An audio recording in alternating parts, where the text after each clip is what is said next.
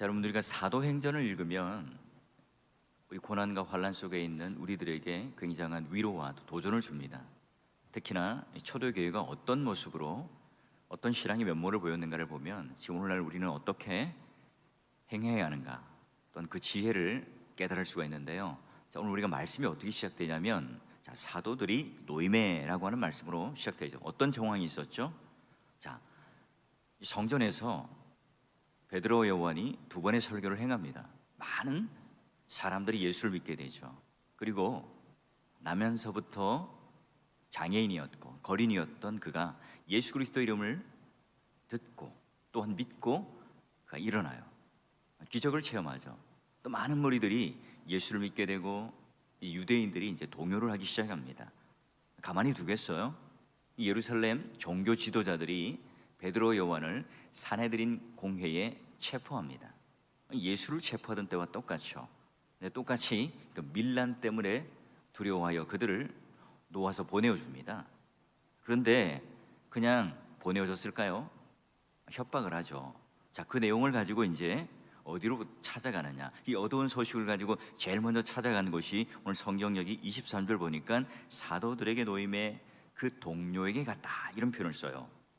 여러분, 여기 동료라고 하는 표현은요, 신약에 딱 한 번 나옵니다. 동료, 동무, 동력. 저 여러분에게 믿음의 동력자 여러분이라는 표현이 바로 여기서 차용하는 거예요. 자, 예수 믿는 그 사람들 집단에 갔다, 예수 믿는 사람들이 많이 모인 그 무리에 갔다, 그런 의미가 아니라 더 이상 가족, 그 이상의 그런 합심하여 한 뜻을 이루는 그런 동력자들, 동료들에게 갔다는 의미예요. 자, 여러분, 우리가 매주 공예배를 함께 드립니다. 우리가 이제 1, 2, 3부 예배를 드리고 또 우리는 중층과 또 2층, 이렇게 1층과 나뉘어져 있어요. 그러기에 여러분, 우리가 이제 동력자 또는 동료, 가족이라는 연대감이 약해질 수가 있어요. 그러기에 여러분, 이 교회라고 하는 것이 굉장히 두렵지만, 그러나 그 한 몸 된 교회 안으로 한 발자국 더 들어오셔서요, 부딪혀야 하고 헌신하고 봉사해야 교회 안에서 그 은혜의 풍성함을 누리고 공급받아서 우리가 자라날 수 있어요. 그래서 여러분, 교회 안에 구역도 있고 전도회도 있고 또 여러 또 봉사할 수 있는, 헌신할 수 있는 곳이 있죠. 그런 교제를 통해서 우리는 하나님께 받은 교회 한 몸 된 성도로서의 모습을 가지고요, 하나됨을 이룰 수 있습니다.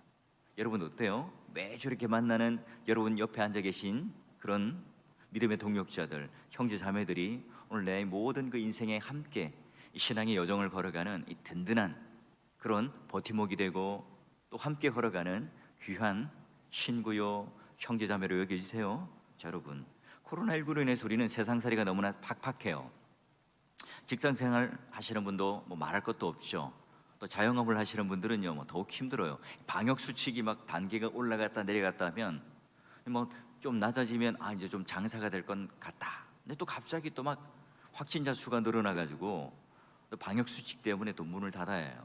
굉장히 힘든 나날들을 보내고 있죠. 자, 그래서 여러분, 늘 자영업을 하는 분들은 얼굴에 그늘져 있어요. 그럼에도 불구하고 우리는 힘든 순간 잘 이렇게 이겨내고 견뎌내고 살아가시는 걸 보면 정말 감사해요. 가끔 어떤 분들은 이제 목사님 저에게 뭐 전화를 하시든지 지나가다 만나면, 목사님 코로나19에서 얼마나 힘드세요? 그냥 말을 걸어주세요. 위로해 주세요. 저는 속으로 저도 정말 힘든답니다. 저도 굉장히 어려워요 라고 말하고 싶지만 속으로는 어때요?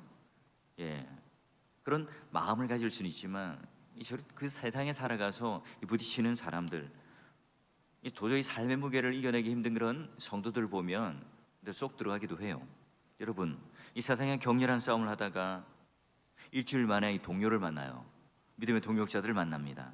여러분, 이때 우리는 얼마나 기쁩니까? 이 동병상련의 어떤 마음을 가지고 있는, 같은 어떤 환경 속에 부딪히고 있다가 지금 우리가 같은 하나님을 향하여 부르짖고 기도할 수 있는 성도의 교통함을 이룰 수 있는 그런 예배당, 그런 교회, 그런 예배 드릴 수 있는 곳이 있다는 것이 오늘 우리들에게는 너무너무 큰 위로가 되어요. 그래서 여러분, 우리가 조금만 아파서 병원에 입원하잖아요. 아니면 내가 좀 멀리 떨어져 있는 곳에 있어서 또 예배를 드리지 못하는 환경 속에 있게 되면 그만큼 여기 예배 드리는 이 장소가 그리워져요.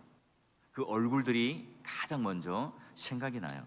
여러분, 이 제사장들 그리고 서기관들, 종교 지도자들, 베드로의 요원을 이제 풀어주면서 어떤 말을 했을까요? 자, 너희 이제 예수 이름으로 십자가와 부활을 전하면 큰일 날 줄 알아.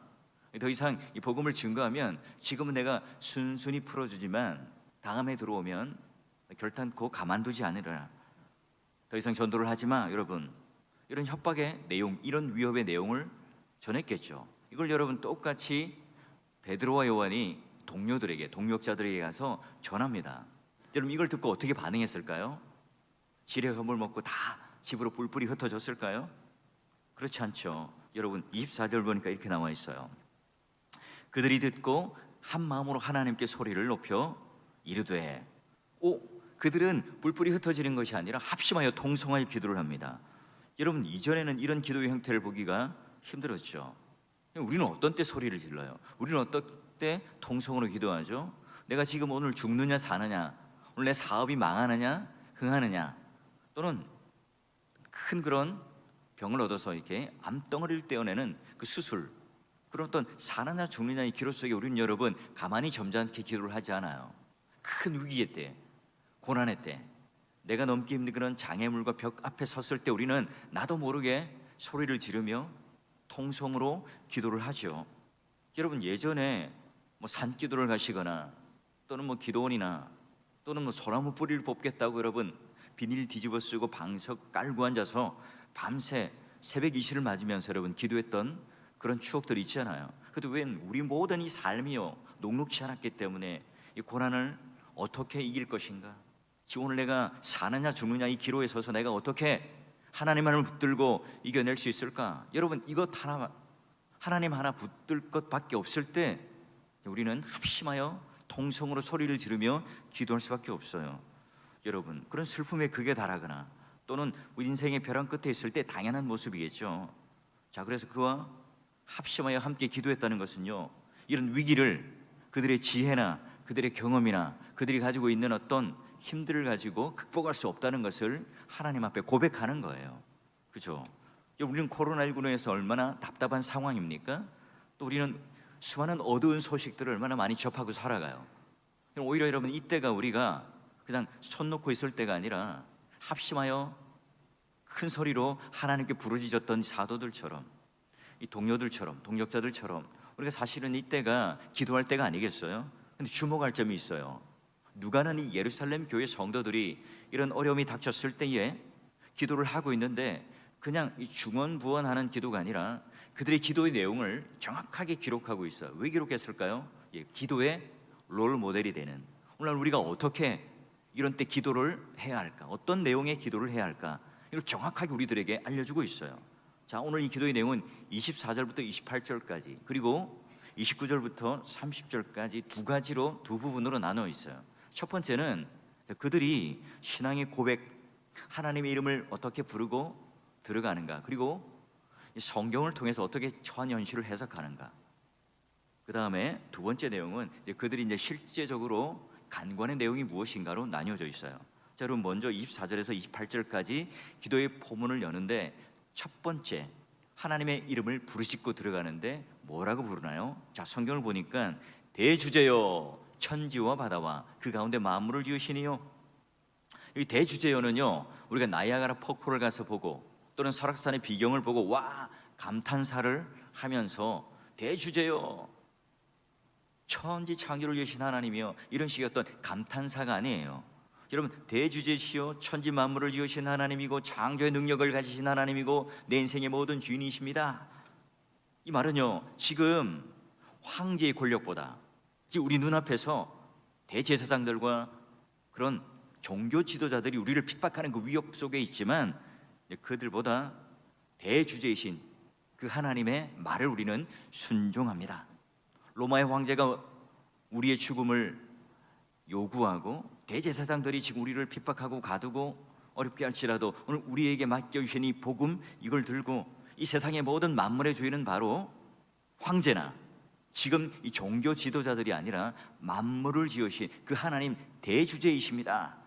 그러니 모든 이 만물의 주권은, 지금 이 모든 상황도 누구의 손에 달려 있다고요? 하나님 손에 달려 있습니다 라고 하는 이 표현을 함축적으로 한 단어로 표현하는 게 뭐라고요? 대주제여입니다. 여러분, 지금 예루살렘 교회 성도들은 어떤 상황에 처해 있어요? 위협, 핍박, 이걸 진입하는 그 터널 속에 있어요. 지금으로부터 한 300년 넘게 이제 계속 이런 핍박과 환란이 있을 거예요. 저 같은 평범한 사람은요, 지금 내가 이 고난, 지금 내가 당하고 있는 핍박에 초점을 맞출 거예요. 하나님 당신 살아 계신다면 왜 우리가 이런 고난을 받아야 합니까? 왜 우리가 지금 감옥에 갇혀야 합니까? 우리가 지금 베드로와 요한 그런 탁월한 설교를 통해서 예수 믿는 무리가 늘어나고, 게다가 그런 어릴 때부터 아무런 희망 없이 살았던 이 장애인을 고쳐주었고 그런 기적이 일어났잖아요. 그러면 하나님께서 더 큰 권능을 우리에게 주셔서 이런 일들을 당하지 않아야 하는데도 불구하고 우리가 지금 당하는 이 고난과 환난은 무슨 일이죠? 이 환경 속에서 건져주시고 저 무리들을 다 없애주십시오, 그런 기도를 하잖아요. 어떻게 하면 여러분, 예루살렘 교회 성도들은, 베드로와 요한은 지금 이런 자질구레한 그런 요구를 뛰어넘어서 곧바로 단번에 하나님, 그 하나님의 이름을 부르는데 대주제요라고 쳤습니까? 하나님, 어떻게 이런 놀라운 우리에게 이 신앙의 도약을 이뤄낼 수 있는지를, 또한 조금도 위축되지 않고 오히려 나는 하나님의 권능을 의지하고 하나님을 대주제요라고 고백을 하며 들어갈 수 있을까요? 그렇죠. 이들은 지금 예전의 사도들이 아닙니다. 성령 하나님의 권능을 경험했고요, 지금 그들 마음속에는 하나님의 말씀이 꽉 들어차 있기 때문에 지금 이 처한 현실을 가지고 그 자질구레한 것들로 기도하는 것이 아니라 바로 모든 것을 뛰어넘어 천지의 주제이신 대주제시여라고 고백하며 그 이름을 부르며 나아가고 있어요. 자, 그러면 그런 기도의 내용, 또한 그 기도의 고백들이 무엇인지 그 다음 이어지는 말씀을 보면 이렇습니다. 또 주의 종 우리 조상 다윗의 입을 통하여 성령으로 말씀하시기를 어찌하여 열방이 분노하며 족속들이 허사를 경영하는고. 26절도 한번 같이 읽어보겠습니다. 세상의 군왕들이 나서며 관원들이 함께 모여 주와 그와 그리스도를 대적하시도다 하신 이로소이다. 예, 그래요. 여러분, 이게 바로 이 시편 다윗의 고백이죠. 그냥 다윗의 그냥 어떤 하나의 노래, 개인의 어떤 시, 이걸로 끝이잖아요. 초대교회 성도들은 지금 이 구약 성경 다윗이 고백했던 내용을 성령 하나님께서 지금 오늘 우리들에게 이 기도 가운데 주시는 내용이라고 믿죠.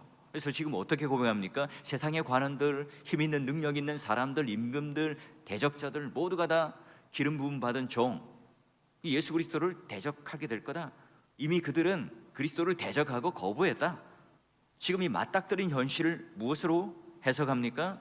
자기의 경험, 자기의 지혜로 해석하는 것이 아니라 구약에 다윗이 했던 시편의 말씀을 가지고 지금 이 처한 현실을 해석을 해내요.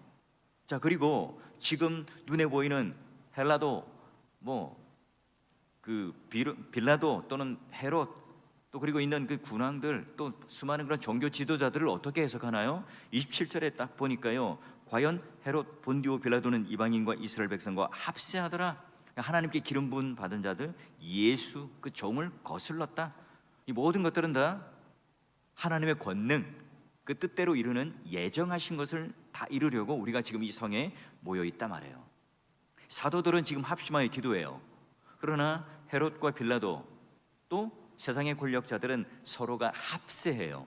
합심하고 합세하다, 이 두 가지의 그림이 비교가 되죠. 예수 그리스도를 핍박하여 죽여요. 예수 그리스도를 내가 살아계신 능력의 주로 믿습니다. 여러분, 헤롯과 빌라도, 사두개인, 바리새인 다 하나가 될 수 있습니까? 늘 여러분 분당이 되어서 싸우던 그런 사람들입니다. 그러나 그들이 합세하여 예수 그리스도를 결국 십자가에 매달아요. 이걸 지금 어떻게 깨닫게 합니까? 이게 지금 그냥 우연히 일어난 일이 아니라 구약에 있는 모든 선지자들로부터, 또 구약에 있는 하나님 말씀으로부터 예언되었던, 그 예정되었던 것들이 지금 이 시간 우리 눈앞에 성취되었다 고백하는 거예요. 여러분, 이 구약의 말씀이 예언되었다. 이 예루살렘 교회 성도들은 지금 뭘 하다가요? 우연히 그런 것을 깨닫게 된 것이 아니에요. 그런 기도 중에 하나님께서, 성령 하나님께서 깨닫게 하셔서 구약에 있는 이 말씀을 통해서 현실을 해석하게 하고요, 다시 이 적용을 하는, 그리고 그 현실을 어떻게 우리를 해석해냅니까? 이 모든 것들이 다 하나님께서 뜻대로 오늘 우리의 구원을 이루기 위하여 예정하셔서 또 우리 모두가 다 지금 이렇게 모여서 함께 기도하고 성중에 있다 고백해요. 자, 여러분, 첫째로 다윗의 고백을 그냥 인간의 고백이 아니라 하나님 말씀으로, 또 교회에 핍박하는 모든 행동에 거스르는 자들은요, 죄악이라는 것, 그리고 지금 우리를 핍박하는 것은 바로 예수 그리스도를 대적하는 거라는 것, 그리고 이 세상의 군왕들이나 모든 자들이 다 합치하여 하더라도 결국 그들은 계략과 힘과 능력은 다 실패하고 만다는 사실을 그들은 지금 알고 고백하며 기도합니다. 천지의 주제요, 여러분, 예루살렘 교회 성도들에게 이 말 한마디가요 끝났어요. 기도하며 들어가면서 그들에게 신앙의 용기를 줘요. 게다가 여러분, 기도 중에 하나님께서 뭘로 응답해 주시죠? 말씀으로 응답해 주셔서 그 말씀이 오늘 선명하게 그들 마음에 깨닫게 되고요, 가득 차게 되어서 이 현실을 어떻게 해서 지금 이렇게 되고 있는가를 정확하게 해석해내고 있어요. 바로 볼 수 있는 지혜가 있죠. 로마의 힘, 세상에 있는 종교적인 권력, 이들이 아무리 날뛰어도 소용이 없는 거죠. 하나님 손 안에 딱 쥐어져 있어서 예수를 지었지만 그들이 승리한 것 같지만, 그들이 이긴 것 같지만 그게 아니라 바로 구약에서부터 선포되었던 이 일들이 하나님 뜻 안에 이루어져서 바로 이 우리의 구원의 길을 여는 그 놀라운 하나의 첫걸음이었다, 이런 해석을 그들은 해내요. 여러분, 그런 처음에 초대교회 성도들뿐만 아니라 스데반 집사, 그리고 바울도 똑같죠. 자, 여러분, 사도행전 7장에 보게 되면 스데반이 어떤 환경에 있습니까? 그들은 이제 돌에 맞아 순교를 당하는 그 굉장히 위험한 무리들 속에 둘러싸여 있습니다. 그런데 여러분, 힘없이 죽어가는 것을 자기는 예감했지만 어떻게 해요? 그들을 향해 어떻게 기도합니까? 하늘 우편에 앉아 계신 그 하나님을 바라볼 수 있는, 그리고 빌립보 감옥에, 음습한 감옥에 갇혔지만 매를 흠씬 두들겨 맞고 아무런 소망이 없는 그 가운데 뭘 합니까? 하나님을 향하여 찬양과 기도를 하죠. 그리고 그 중에 하나님 말씀을 듣고 기도의 언어로 풀어내요. 자, 믿음의 동역자 여러분, 우리는 어떤 삶의 정황 가운데 있습니까? 다 각자의 삶이 있어요. 여러분, 주위에 앉아있는 넥타이를 매고 정장을 하고 예쁘게 옷을 차려입어도요, 가정마다 말 못할 우리는 사정들을 다 가지고 있겠죠. 여러분, 이때 우리는 우리 주위에 있는 동료들이 든든함이 느껴지세요? 여러분은 그런 함께 합심하여 통성으로 기도할 수 있는 그런 믿음의 동역자들을 가지고 계세요? 여러분이 코로나19로 인해서 우리는 너무나 위축되고 답답해요. 여러분, 이런 때 우리는 어떻게 합니까? 사도들처럼 함께 오히려 엎드려 기도하는 때라고 생각을 해야 되겠죠. 기도의 전열을 가다듬어야 되고요, 기도에 불을 붙여야 되고, 우리가 형식적이고 또는 그냥 물러났던 이 아니란 기도의 자리가 아니라 다시 한번 우리는 기도에 불꽃을 붙여서요, 합심하여 기도했던 이 초대교회의 모습들, 지금 우리가 생각하는 것처럼 그냥 감성적인 어떤 찬양을 통해서 우리의 감정을 불러일으켜서 주여라고 하는 큰 그런 소리를 내어서 억지로 무슨 짜내듯이 기도하는 것이 아니라, 오늘 그들이 하나님 앞에서, 이 위기의 상황 앞에서 내가 소리를 지르며 하나님을 붙잡을 수밖에 없는 그 상황 가운데 대주제시여라고 부르며 나갔던 것처럼요. 여러분, 내가 아플 때 누가 함께 있어주면 참 좋죠. 내가 약할 때 어머님 또는 아내가 있으면 더 좋을 거예요. 여러분, 아무리 노력해도 앞이 보이지 않는 한 집사님이요, 정말 다 쫄딱 망해서 사업에 아무런 희망이 없이 그냥 터벅터벅 집에 들어와요.